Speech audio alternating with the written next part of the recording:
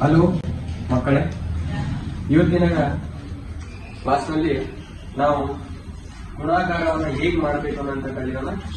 So ಬಹುಶಃ ತುಂಬಾ ಜನ ಮಕ್ಕಳು ಈ ಗುಣಾಕಾರ ಮಾಡೋದಕ್ಕೆ ತಪ್ತೀರಿ.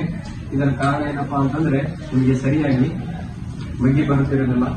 ಹಾಗಾಗಿ ಫಸ್ಟ್ ಯಾರೇ ಇರಲಿ 2 ರಿಂದ 9 ಫಸ್ಟ್ ಮಗ್ಗಿಯನ್ನ ಓದ್ಕೊಳ್ಳಿ, ಆಮೇಲೆ ಇದನ್ನ ಕಲಿಲಿಕ್ಕೆ ಪ್ರಯತ್ನ ಮಾಡಿ. ಓಕೆ, ಸೊ ಮೊದಲನೇದಾಗಿ ನಾವು ಒಂದು ಉದಾಹರಣೆಯೊಂದಿಗೆ ಸ್ಟಾರ್ಟ್ ಮಾಡೋಣ. ಫಾರ್ ಎಕ್ಸಾಂಪಲ್ ನೋಡಿ, ಒಂದು ಉದಾಹರಣೆಯನ್ನು 13 ಗುಂಡ್ಲೆ 4 ಹೆಂಗ್ ಮಾಡ್ಬೇಕು. ಕೆಲವೊಂದಿಷ್ಟು ಜನ 9 ಮಡ್ಗೆ ಆದ್ಮೇಲೆ 10 ಮಡ್ಗೆ, 12 ಮಡ್ಗೆ, 11 ಮಡ್ಗೆ, ಆ ರೀತಿ ಮಡ್ಗೆಗಳನ್ನು ಬಿಟ್ಟು ಹೇಳ್ತೀವಿ. ಸೊ ಬರೀ 2 ರಿಂದ 9 ಮಡ್ಗೆಗಳನ್ನು ಮಾತ್ರ ಹೇಳಿದಾಗ ಬರೀ ಅವನ್ನಷ್ಟೇ ಉಪಯೋಗ ಮಾಡ್ಕೊಂಡು ಹೇಗೆ ಮಾಡ್ಬೇಕಂತ ಇವತ್ತು ನಾವು ಕಲಿಯೋಣ. ಸೊ ಇದ್ರಗೋಸ್ಕರ ಕೆಲವೊಂದಿಷ್ಟು ಮಕ್ಕಳಿಗೆ ಗೊತ್ತಿದೆ, ತಿಳಿದಿದೆ ಏನಿದು ಏನಂತ. ಆದ್ರೆ ಇದ್ಯಾ ಮಕ್ಕಳಿಗೆ ಜಾಣ ಮಕ್ಕಳು ಬೇಗನೆ ಇದನ್ನ ಹೇಳ್ಬಿಡು. ಆದ್ರೆ ಸ್ವಲ್ಪ ಓದೋದ್ರಲ್ಲಿ ಹಿಂದೆ ಇರುವಂತಹ ಮಕ್ಕಳಿಗೆ ಮಾಡಬೇಕು. ಸೊ ಅವರಿಗೋಸ್ಕರ ಒಂದು ಟ್ರಿಕ್ ಐತಿ. ಅದಕ್ಕೆ ನಾವು ಏನ್ ಕರಿತೀವಪ್ಪ ಅಂತಂದ್ರೆ ಲೈನ್ ಡಾಟ್ ಮ್ಯಾಜಿಕ್. ಏನ್ ಕರಿತೀವಿ? Line dot magic. ಸೊ ಮೊದಲನೇ ಸಂಖ್ಯೆ ಏನೈತಿ? 13 ಐತಿದೆ ಅಂದ್ರೆ ಮೊದಲನೇ ಸಂಖ್ಯೆ ಒಂದು ಲೈನ್ ಹಾಕೋರಿ.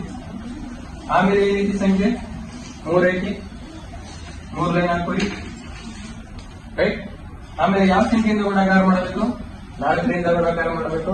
ಸೊ ಇದರ ಮೇಲೆ 4 ಗೆರೆಗಳನ್ನ ಹಾಕೋರಿ. ಹಾಕೊಂಡ್ಮೇಲೆ ಇದು ಏನಿದು? ಲೈನ್. ನೆಕ್ಸ್ಟ್ ಏನು? ಡಾಟ್ ಅನ್ನ ಗುರುತಿಸ್ಬೇಕು. ಡಾಟ್ ಹೇಗೆ ಗುರುತಿಸ್ಬೇಕು? ಸೊ ಎಲ್ಲಿ 2 ಲೈನ್ಗಳು ಕ್ರಾಸ್ ಆಗಿದಾವೋ ಆ ಮಾರ್ಗಗಳನ್ನ ನಾವು ಏನ್ ಮಾಡಬೇಕು? ಡಾಟ್ ಅನ್ನಾಗಿ ಪರಿವರ್ತಿಸಬೇಕು. ನೋಡಿ, ಇಲ್ಲಿ 2 ಲೈನ್ ಕ್ರಾಸ್ ಆಗಿದಾವೆ. ಇಲ್ಲಿ ಇಲ್ಲಿ ಇಲ್ಲಿ ಇಲ್ಲಿ ಇಲ್ಲಿ ಇಲ್ಲಿ ನಾವು ಬರೀ 3 ಗೆರೆ ಹೇಳಿದ್ದೇವೆ. ಇನ್ನೊಂದು ಗೆರೆ ಹಾಕೊಳ್ಳಿ. ಇಲ್ಲಿ ಇಲ್ಲಿ ಇಲ್ಲಿ ಇಲ್ಲಿ ಇಲ್ಲಿ ಇಲ್ಲಿ ಇಲ್ಲಿ ಹೀಗೇನ್ ಮಾಡ್ಬೇಕಪ್ಪ ಅಂತಂದ್ರೆ ಇಲ್ಲಿ ಎಷ್ಟು ಡಾಟ್ ಅದಾವ ಅಷ್ಟು ಡಾಟ್ ಅನ್ನ ನೀವು ಎಣಿಸ್ಬೇಕು. ಸ್ಟಾರ್ಟ್ ಮಾಡಿ. 1 2 3 4 5 6 7 8 9 10 11 12 12 ಬರೀಬೇಕು. ಈ ಸಂಖ್ಯೆಯನ್ನ ಯಾವ ರೀತಿ ಬರೀಬೇಕು? ಸೊ ಈ ಮೊದಲನೇ ಸಂಖ್ಯೆಯನ್ನ ಇಲ್ಲೇ ಮೇಲ್ಗಡೆ ಬರೀಬೇಕು. ಆಮೇಲೆ ಈ ಒಂದನ್ನ ಇಲ್ಲಿ ಮೇಲ್ಗಡೆ ಒಂದೇ ಸಂಖ್ಯೆ ಇರೋದ್ರಿಂದ ಒಂದೇ ಡಾಟ್ ಅನ್ನ.